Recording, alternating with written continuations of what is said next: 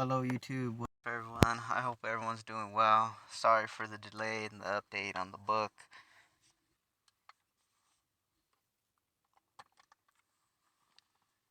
Without wasting too much time, let's jump right back into it.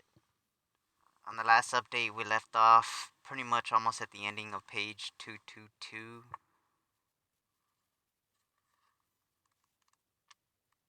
of the 7th chapter, titled The Epic of Creation in Zecharia Sitchin's The 12th Planet.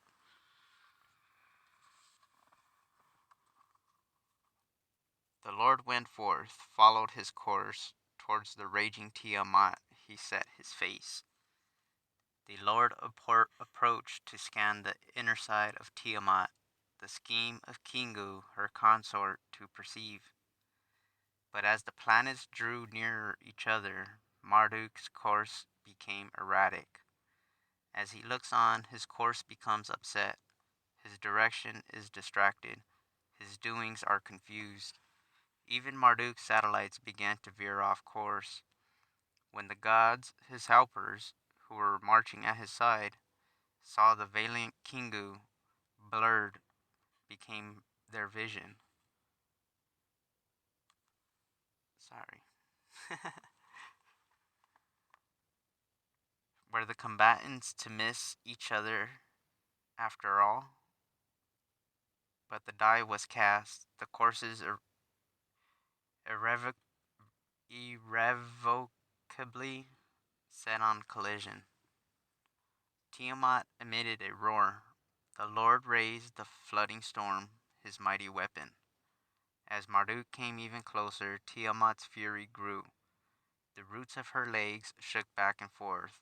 She commenced to cast spells against Marduk, the same kind of celestial waves Ea had earlier used against Apsu and Mumu, but Marduk kept coming at her. Tiamat and Marduk, the wisest of the gods, advanced against one another. They pressed on to single combat. They approached for battle. The epic now turns to the description of the celestial battle, in the aftermath of which heaven and earth were created. The Lord spread out his net to enfold her. The evil wind, the rearmost, he unleashed at her face. As she opened her mouth, Tiamat, to devour him, he drove in the evil wind so that she closed not her lips. The fierce storm winds then charged her belly. Her body became distended. Her mouth had opened wide. He shot there through an arrow. It tore her belly. It cut through her sides, tore into her womb. Having thus subdued her, her life breath he extinguished. Here then, in figure 107, just below, is a most original theory explaining the celestial puzzles still confronting us. An unstable solar system made up of the Sun and 9 planets was invaded by a large comet-like planet from outer space. It first encountered Neptune as it passed by Uranus. The giant Saturn and Jupiter, its course was profoundly bent inward toward the solar system's center, and it brought forth 7 satellites. It was unalterably set on a collision course with Tiamat, the next planet in line. So just below we've got that figure 107 titled The Celestial Battle.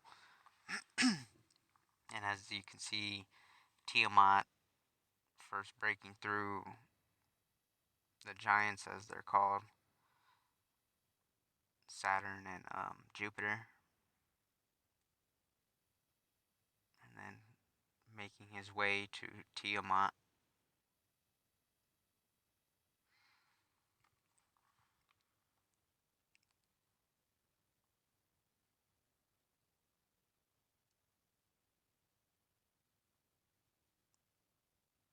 Marduk's winds colliding with Tiamat and her host led by Kingu.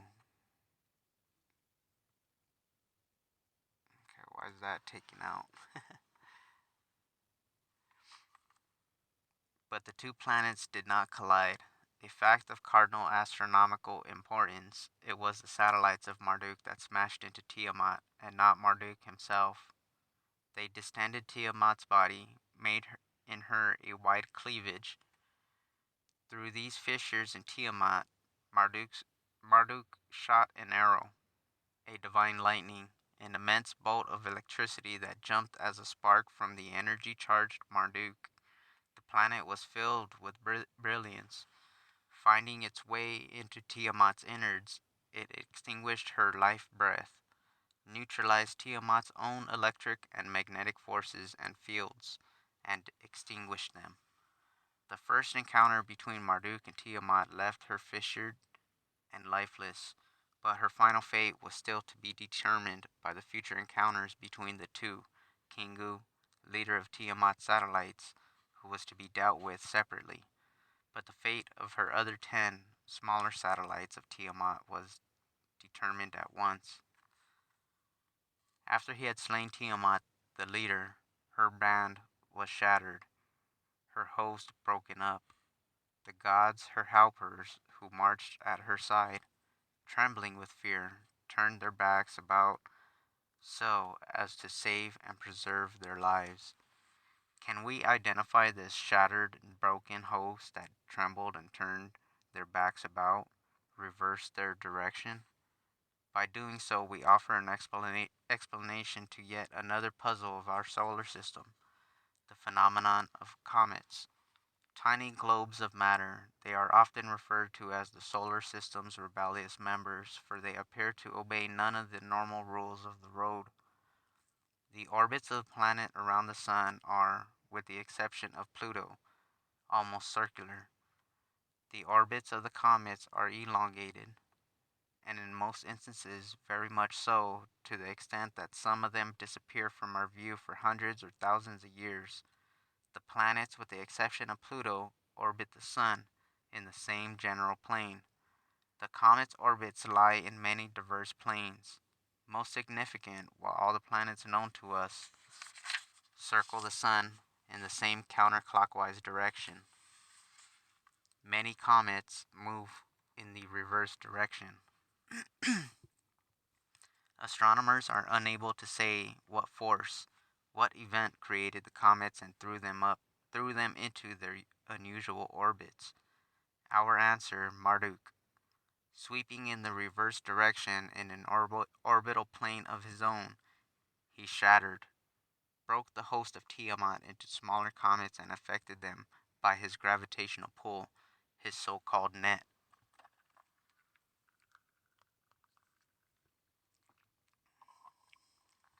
Thrown into the net, they found themselves ensnared. The whole band of demons that had marched on her side, he cast into fetters, their hands he bound. Tightly encircled, they could not escape. After the battle was over, Marduk took away from Kingu the tablet of destinies, Kingu's independent orbit, and attached it to his own, Marduk's breast.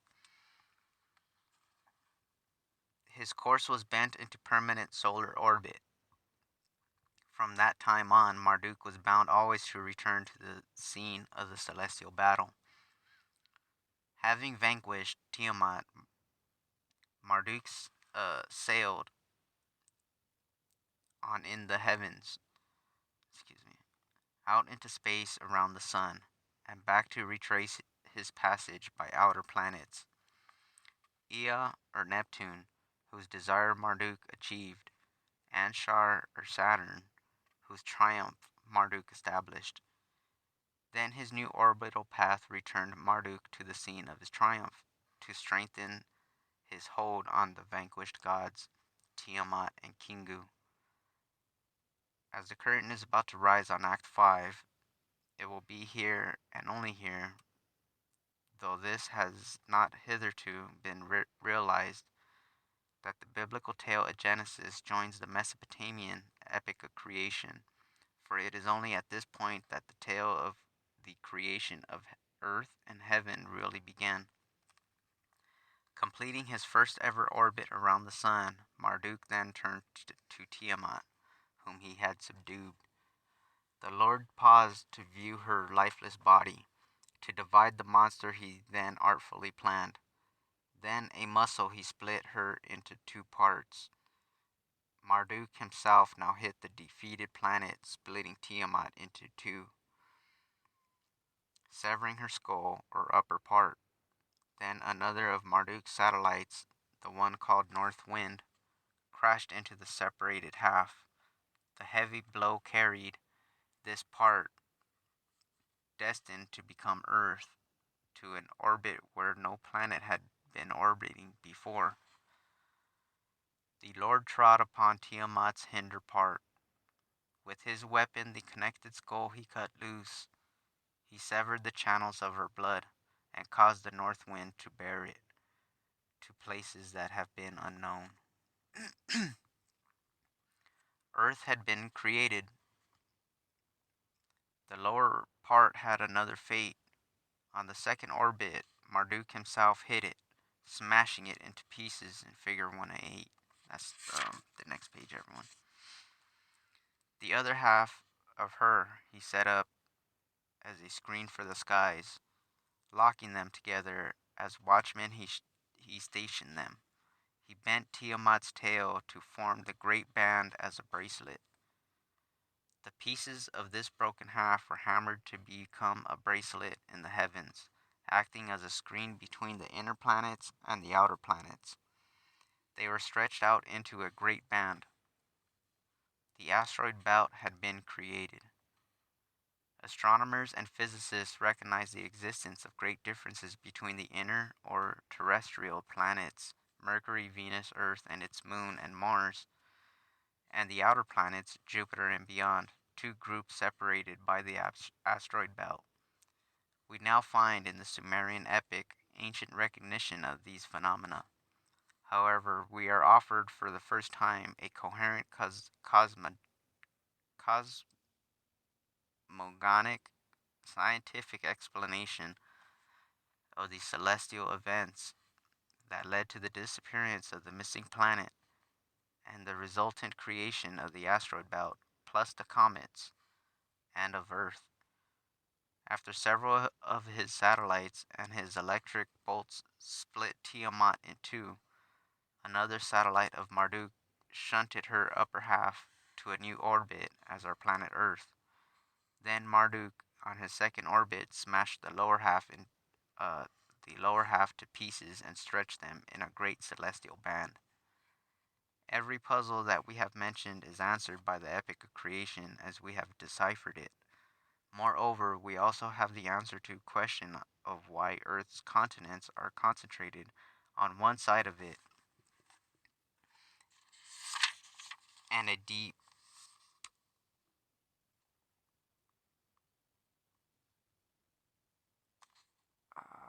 hang on everyone and a deep cavity which the Pacific Ocean's bed exists on the opposite side.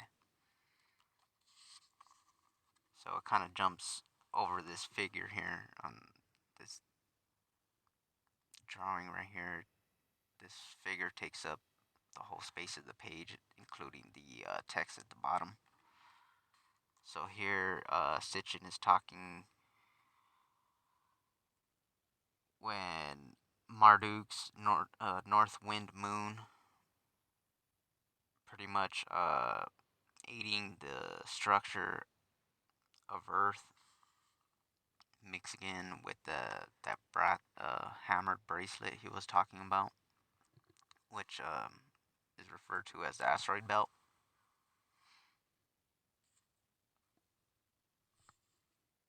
So it says here, Figure 108, the celestial battle.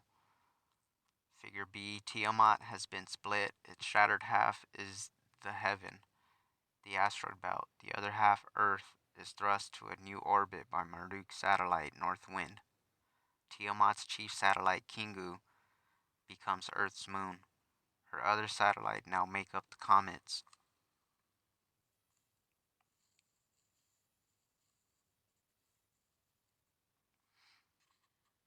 The constant reference to the waters of Tiamat is also illuminating. She was called the watery monster, as it stands to reason that Earth, as part of Tiamat, was equally endowed with these waters. Indeed, some modern scholars describe Earth as planet ocean, for it is the only one of the solar system's known planets that is blessed with such life giving waters. New as these cosmologic theories may sound, they were they were accept they were accepted fact to the prophets and sages whose words fill the Old Testament. The prophet Isaiah recalled the primeval days when the might of the Lord carved the haughty one, made spin the watery monster, dried up the waters of Tehom Rabbah, calling the Lord Yahweh my primeval king. The psalmist rendered in a few verses the cosmogony of the epic of creation. By thy might the waters thou didst disperse, the leader of the watery monsters thou didst break up.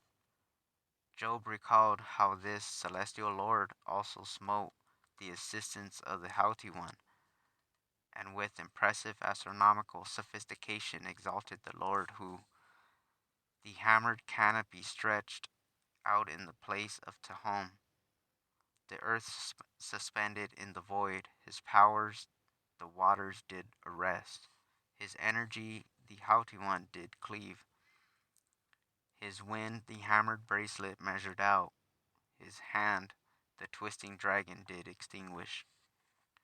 Biblical scholars now recognize that the Hebrew Tehom, or watery deep, stems from Tiamat, that Tehom Rabbah means great Tiamat, and that the biblical understanding of primeval events is based upon the Sumerian cosmologic events. It should also be clear that first and foremost among these parallels are the opening verses of the book of Genesis, describing how the wind of the Lord hovered over the waters of Tehom, and now the lightning of the Lord, Marduk in the Babylonian version, lit the darkness of space as it hit and split Tiamat, creating Earth and the Raikya, literally the hammered bracelet. This celestial band, hitherto translated as firmament, is called the heaven. The book of Genesis, chapter 1, verse 8, explicitly states that it is this hammered out bracelet that the Lord had named heaven, Shamayim. The Akkadian text also called this celestial zone the hammered bracelet, Rakis, and describe how Marduk stretched out Tiamat's lower part until he brought it end to end, fastened into a permanent great circle. The Sumerian sources leave no doubt that the specific heaven, as distinct from the general concept of heavens and space, was the asteroid belt. Our Earth and the asteroid belt are the heaven and earth of both Mesopotamian and biblical references created when Tiamat was dismembered by the celestial Lord. After Marduk's north wind had pushed Earth to its new celestial location, Earth obtained its own orbit around the Sun, resulting in our seasons, and received its axial spin, giving us day and night. The Mesopotamian texts claim that one of Marduk's tasks after he created Earth was indeed to have allotted to Earth the days of the sun and established the precincts of day and night. The biblical concepts are identical. As God said, "Let there be lights in the hammered heaven, to divide between the day and the night, and let them be celestial signs, and for seasons, and for days, and for years." Modern scholars believe that the Earth became a planet. It was a hot ball of belching volcanoes filling the skies with mists and clouds. As temperatures began to cool, the vapors turned to water, separating the face of Earth into dry land and oceans. The fifth tablet of Enuma Elish, though badly mutilated, imparts exactly the same scientific information, describing the gushing lava as Tiamat's spittle. The creation epic correctly places this phenomenon before the formation of the atmosphere, the oceans of Earth, and the continents. After the cloud waters were gathered, the oceans began to form, and the foundations of Earth, its continents, were raised. As the making of cold, a cooling off, took place, rain and mist appeared. Meanwhile, the spittle continued to pour forth, laying in layers, shaping Earth's topography. Once again, the biblical parallel is clear. And God said, let the waters under the skies be gathered together unto one place, and let dry land appear. And it was so. Earth with oceans, continents, and an atmosphere was now ready for the formation of mountains, rivers, springs, valleys. Attributing all creation to the Lord Marduk, Enuma Elish continued the narration. Putting Tiamat's head, or earth, into position, he raised the mountains thereon. He opened springs, the torrents to draw off. Through her eyes he released the Tigris and Euphrates. From her teats he formed the lofty mountains, drilled springs for wells, the water to carry off. In perfect accord with modern findings, both the Book of Genesis and the Enuma Elish and other related Mesopotamian texts place the beginning of life upon earth in the waters, followed by the living creatures that swarm and fowl that fly. Not until then did living creatures after their kind, cattle and creeping things and beasts, appear upon earth, culminating with the appearance of man, the final act of creation. As part of the new celestial order upon earth, Marduk made the divine moon appear, designated him to mark the night, define the days every month. Who was this celestial god? The text calls him Sheshki, celestial god who protects earth. There is no mention earlier in the epic of a planet by this name, yet there he is, within her heavenly pressure, the gravitational field. And who is meant by her, Tiamat or Earth? The roles of and references to Tiamat and Earth appear to be interchangeable. Earth is Tiamat reincarnated. The moon is called Earth's protector. That is exactly what Tiamat called Kingu, her chief satellite. Excuse me, everyone.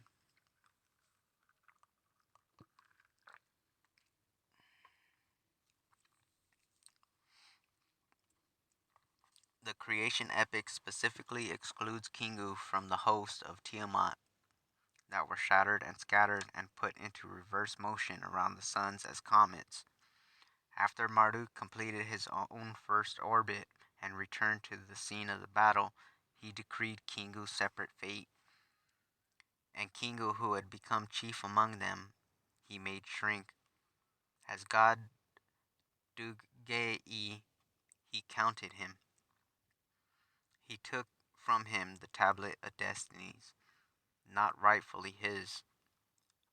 Marduk then did not destroy Kingu. He punished him by taking away his independent orbit, which Tiamat had granted him as he grew in size.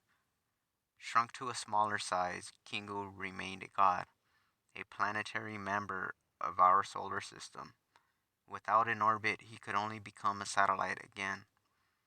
As Tiamat's upper part was thrown into a new orbit as the new planet Earth, we suggest Kingu was pulled along. Our moon, we suggest, is Kingu, Tiamat's former satellite. Transformed into a celestial Dugei, Kingu had been stripped of his vital elements, atmosphere, waters, radioactive matter. He shrank in size and became a mass of lifeless clay. The Sumerian terms fittingly describe our lifeless moon, its recently discovered history, and the fate that befell the satellite that started out as Kingu, great emissary, and ended up as Dugai, pot of lead. L.W. King,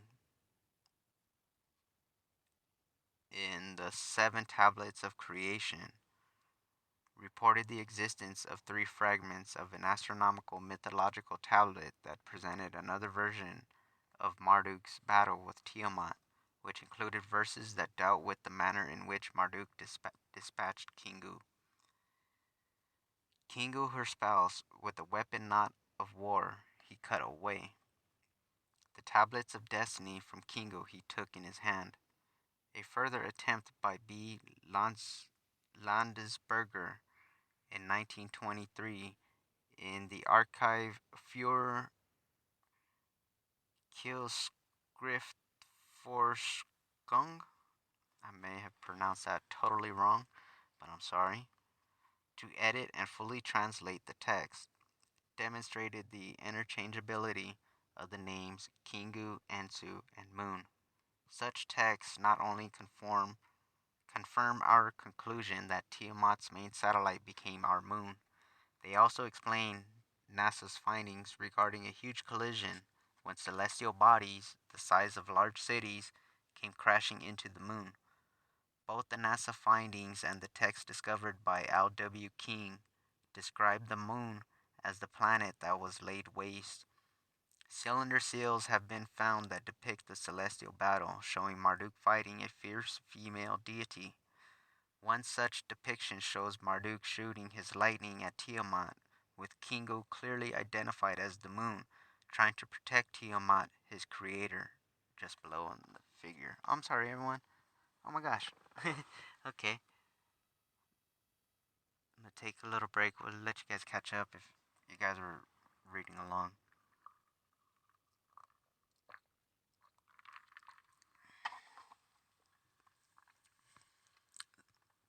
Okay, so figure 109, we got the old Marduk right here, riding his bull, his owl. There's the moon, Kingu, and here's Tiamat.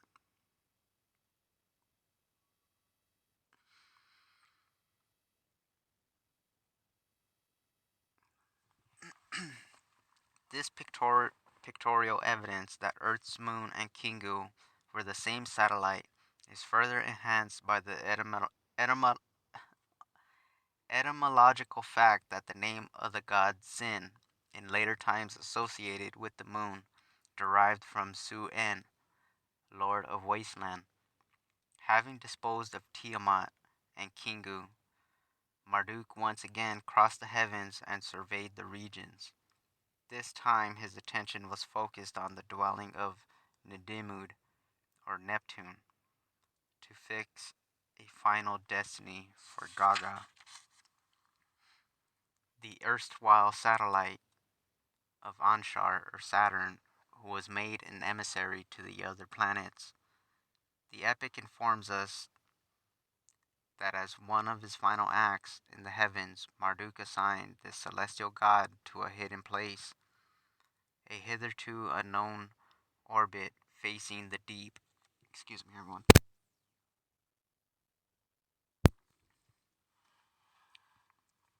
Um, Outer space, and entrusted to him the counselorship of the watery deep. In line with his new position, the planet was renamed Us-Mi, which translates one who shows the way, the outermost planet, or Pluto.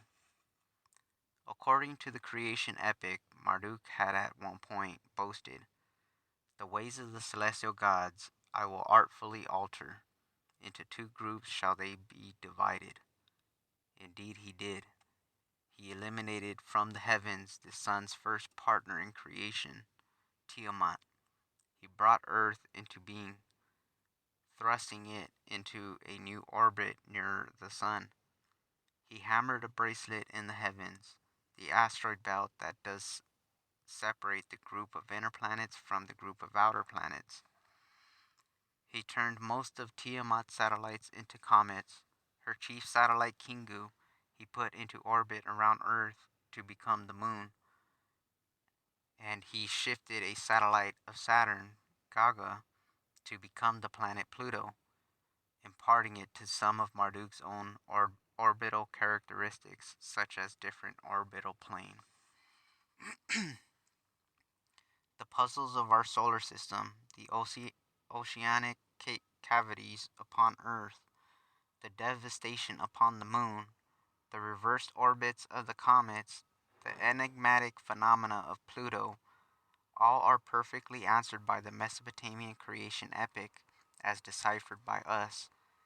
Having thus constructed the stations for the planets, Marduk took for himself station Nibiru and crossed the heavens and surveyed the new solar system. It was now made up of 12 celestial bodies with 12 great gods as their counterparts. Figure 110, that's right here.